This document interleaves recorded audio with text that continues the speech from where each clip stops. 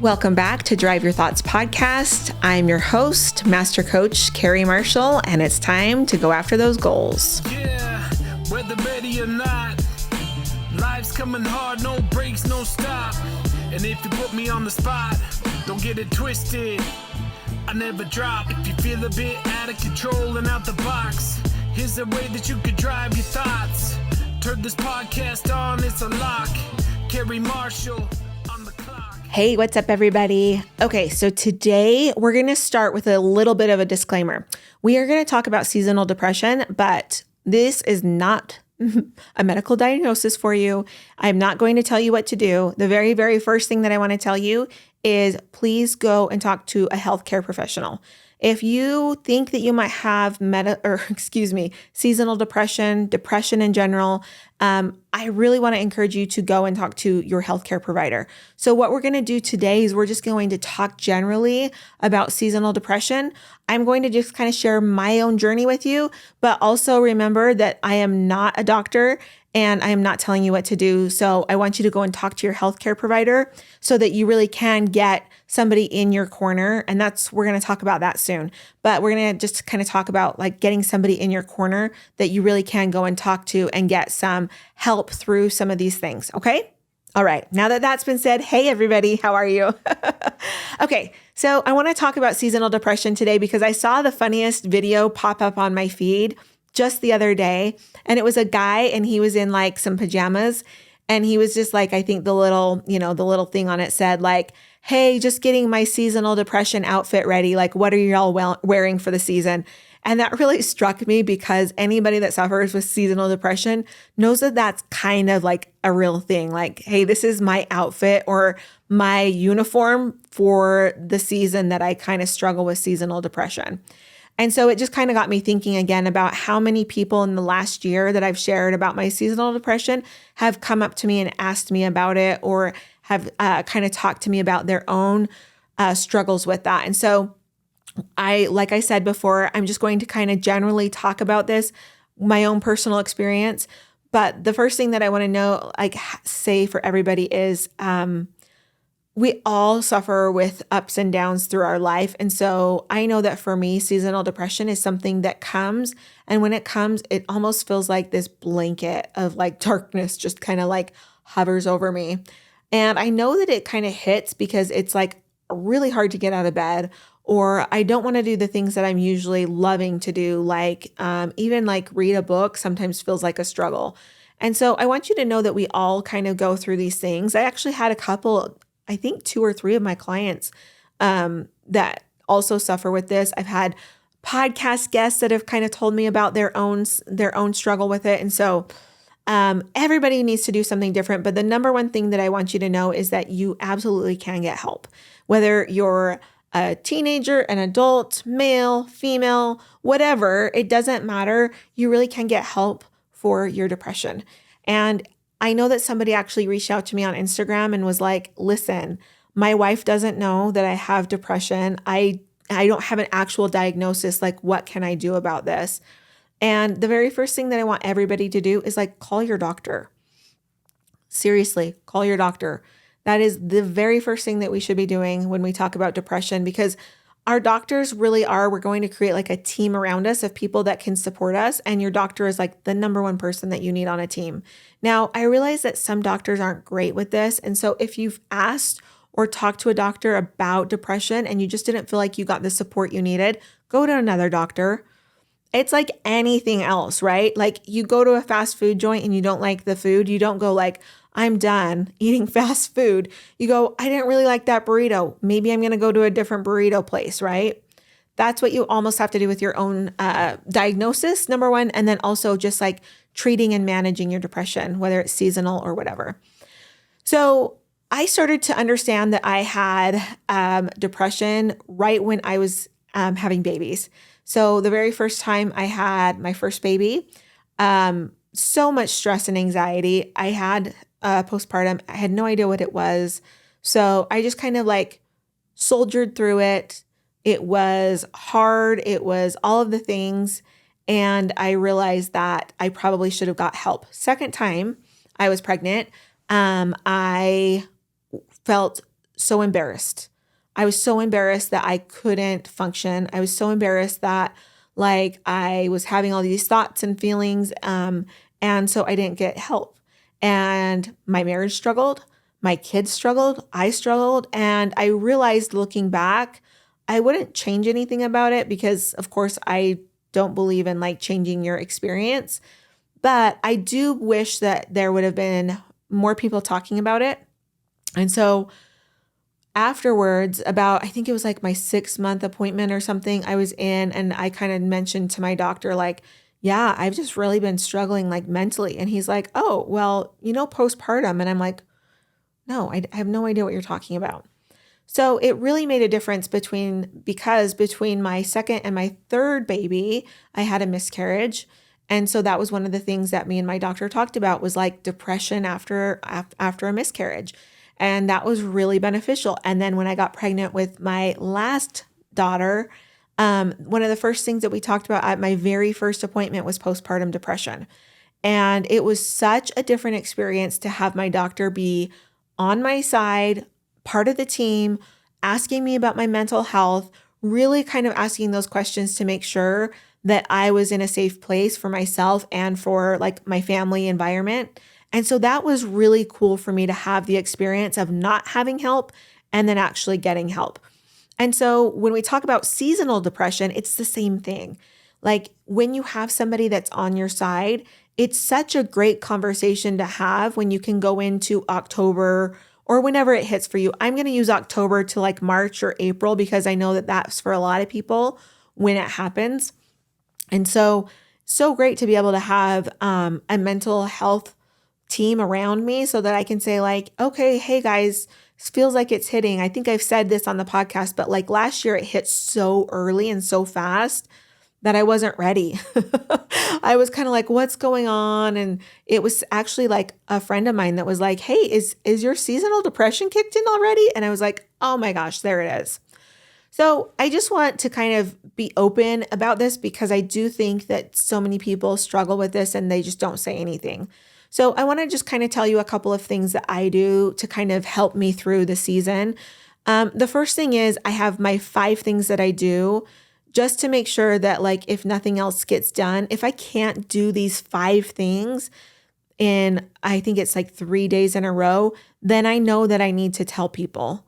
I need to tell my husband. I need to tell like my mom or somebody who else, other people that can help me out. And then we usually are going to call my doctor and be like, hey, it's kind of like hitting a little bit. We're at we're starting to sink down. And so I want you to think about the 5 things for you that if you suffer from seasonal depression, like what are your 5 things? So I'm going to share mine with you. So I make mine very, very easy. Number 1 is I have to talk to a loved one for at least 5 to 10 minutes a day. It can't be texting. It can't be Marco Poloing. Like I have to be able to actually either sit in front of them, or if it's like my mom or my sister, I can like FaceTime them or talk to them on the phone. This is really important because I know that for me, I start to kind of like hide. And if I continue to hide, then it actually gets in, it's a problem. The second thing is I have to get up out of bed and make my bed. I can get right back in bed, but I have to get up and like get out of bed and make my bed. This just kind of helps me to like move and kind of like shift my energy a little bit. I hopefully can get out of my room most of the time I can, sometimes not. The third one is I have to get up, take a shower, brush my teeth, kind of like get ready for the day. And like I said, I might just get right back into my seasonal depression clothing, my fit for the day, but that has been really beneficial. The fourth one is I have to eat and drink something. Oftentimes when I get in this space, I'll just kind of stop doing all of that. And so I have to like eat and drink something, especially water. And then the fifth one is just for me. I'm not going to share that one with everybody, but it's something that I have to do for myself. And if I can't do it, then I know that I probably have to, like I said, if I do that one day, not a big deal. 2 days, we kind of start to worry. 3 days, it's like, okay, now we have to go and like talk to somebody. When my seasonal depression has been really bad, I've actually had like a sheet that I can write it down on, because sometimes even just like mentioning it to my husband can be pretty big. And this is really a long time ago, but I used to get so embarrassed about it that I wouldn't want to talk about it. And so I just want to once again share this with you because I think that having the 5 things for 3 days, it's just easy for somebody that's struggling to kind of focus on those things and be like, okay, did I get my 5 things done today? And if I didn't do it for 3 days, then it's probably time to talk to somebody. And this is the next thing that I really want to like encourage you to do. Get yourself a mental health team. Now, when I say team, that doesn't mean that you're like have a neurologist and your general practitioner and like it can really be something as easy as like your general doctor, maybe a therapist, maybe a psychologist, maybe a life coach, and then some of your friends and family that you really love and trust with talking to them about. This is really key because I think that there's times when you're more open to talk to some people than you are other people. Like you might want to talk to your therapist about it, but you might not want to bring it up with your best friend. And so that's why I think that really kind of having a group of people around you that are there for your mental health is really beneficial.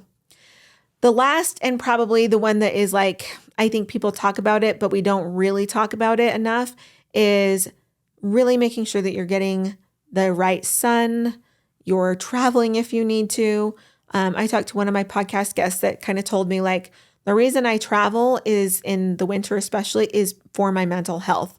And so just kind of make sure that when you're talking about seasonal depression, especially, that you're doing the things that you need. I have from Amazon, I bought one of those lights that like mirrors the sun. You know, it acts like the sun.